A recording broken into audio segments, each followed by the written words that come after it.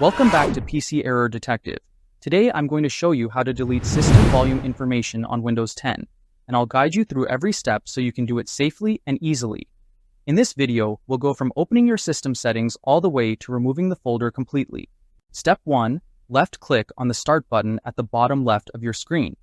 This opens the main menu where you can access all your programs and settings. Step 2. Left-click on the search menu and type in Control Panel.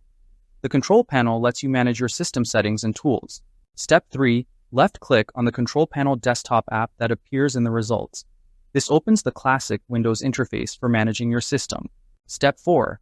Left-click on System and Security. This section includes important options for your computer's performance and security settings. Step 5. Scroll down and left-click on Administrative Tools. These tools help you manage advanced system functions and services. Step 6. Double-click on Services. Services are background programs that help your computer run smoothly. Step 7. Scroll down and locate Distributed Link Tracking Client. This service keeps track of linked files across drives, but it can block deleting system volume information. Step 8. Right-click on it and left-click on Properties. Here you can change how the service behaves when Windows starts. Step 9. Under Startup Type, left-click on the drop-down arrow and select Disabled.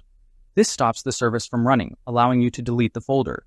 Step 10. Left-click on Apply, then OK. This saves your changes and closes the Properties window. Step 11. Close the Services window to finish managing your services. Step 12. Right-click on the Start button and left-click on Command Prompt, Admin. This opens a command window with full administrator permissions. Step 13. If prompted by User Account Control, select Yes.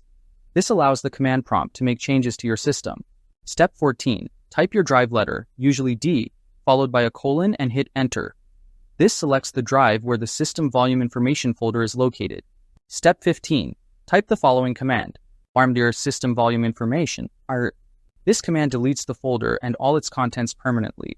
Step 16. When prompted, "Are you sure?" press Y on your keyboard and hit Enter. This confirms the deletion and starts the process. Step 17. Close the command prompt window. Your folder is now removed from the drive. Step 18. Restart your computer. Restarting ensures all changes take effect and your system runs normally. Thank you for watching, and don't forget to subscribe to PC Error Detective for more helpful tutorials.